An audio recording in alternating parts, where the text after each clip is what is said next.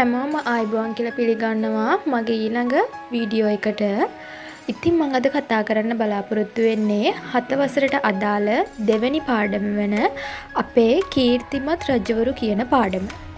මේ පාඩම ගැන අපිට මුල ඉඳන්ම නසරට කතා කරන්න පුළුවන්. ඉතින් අපි බලමු. ඉස්සෙල්ලාම අපිට කියන්න පුළුවන් වෙන්නේ ඉතින් අපිට මේ පාඩම සම්බන්ධයෙන් පළමුවෙන්ම කතා කරන්න පුළුවන්කමක් තියෙනවා මානවම්ම රජතුමා කොහොමද රජකමට පත් වුණේ කියන කාරණාව ගැන. මේ විදිහට පටන් ගත්තු මානවම්ම රජ පෙළපතට කලින් පැවති දේශපාලනික තත්ත්වය පිළිබඳ අපි පොඩ්ඩක් කතා කරලා ඉමු. මේ කියන විදිහට මානවම්ම රජතුමා ලංකාවේ රජකම ලබා ගන්න කලින් මෙහිදී රජකම් වංශ දෙකක් තිබ්බා. ඒ කියන්නේ අපිට කතා කරන්න පුළුවන් ලම්බකර්ණ වංශය සහ මෞර්ය වංශය කියලා වංශ දෙකක් මේකෙදි ක්‍රියාත්මක වුණා. මේ විදිහට ලම්බකර්ණ රාජවංශයෙන් රජකම ලබා ගැනීමට පෙනී සිටියේ පළවෙනි වසඹ රජතුමා. ඒ වගේම මෞර්ය එහෙම නැත්නම් මෝර්ය කියන රාජවංශයේ රජකම ලබා ගැනීමට පෙනී සිටියේ පළවෙනි ධාතුසේන රජතුමා. මේ විදිහට ශ්‍රී ලංකාවේ මානවම්ම රජතුමා රජ වෙන්න අවුරුදු 50කට කලින් අවුරුදු 50කට කලින් මෙන්න මේ කියන පළවෙනි වසඹ රජතුමා සහ පළවෙනි ධාතුසේන රජතුමා සටන් කරන්න ක්‍රියාත්මක වුණා. මේ විදිහට මේ වංශ දෙක අතරම ගැටුම් නිරන්තරයෙන් ඇතිවීම නිසා රට අස්ථාවර වෙන්න පටන් ගත්තා. එතකොට මේ විදිහට සටන් කරන්න රටේ සම්පත් විනාශ වුණා. ඒ වගේම තමයි මෙයාලා මේ විදිහට සටන් කරන්න සහාය සඳහා දකුණු ඉන්දියාවෙන් දකුණු ඉන්දියා හමුදා ගෙන්නුවා. ඒ වගේම ආර්ථික පරිහානියක් සිද්ධ වුණා. එතකොට කාටවත් ඕනේ උනේ නෑ රට සංවර්ධනය කරන්න. මෙයාලට ඕනේ උනේ රටේ රජකම ලබා ගැනීම සඳහා සටන් කරන එක විතරයි. දැන් අපි කතා කරමු මේ විදිහට රටේ රජකම ලබා ගැනීම සම්බන්ධයෙන් රජවරු පෙනී සිටිය ආකාරය කොයි විදිහටද කියලා. ඉස්සෙල්ලාම අපිට කතා කරන්න පුළුවන් දෙවන කස්සප රජතුමා.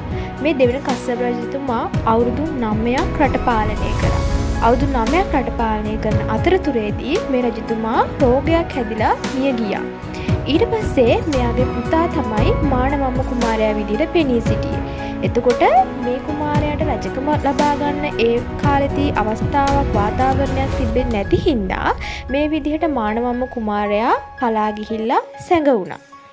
ඊට පස්සේ මේ රටේ රජකම ලබා ගන්න මූලිකත්වය ගත්තේ දෙවන දාටෝපතිස්ස කුමාරයා. ඊට පස්සේ රජ වුණේ දෙවන දාටෝපතිස්ස කුමාරයා.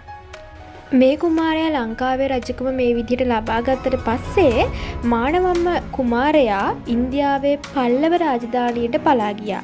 ඒ කුමාරයාට ඕනි උනේ කවදා හරි දිනක මේ කියන දාටෝපතිස්ස කුමාරයාත් එක්ක සටන් කරලා කොහොම හරි ලංකාවේ රජකම ලබා ගන්න.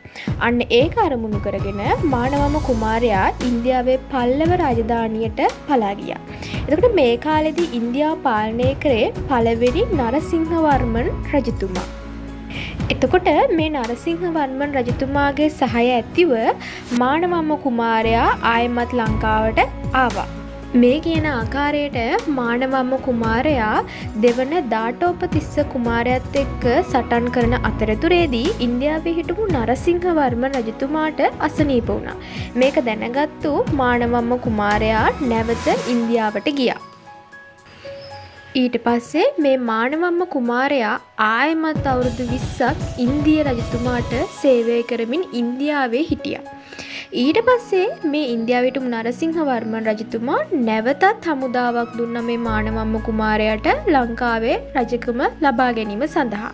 එතකොට මේ විදිහට මේ හමුදාවත් එක්ක නැවත මානවම්ම කුමාරයා ලංකාවට එද්දී ලංකාවේ රජ කරමින් හිටියේ හත්තදාත රජු.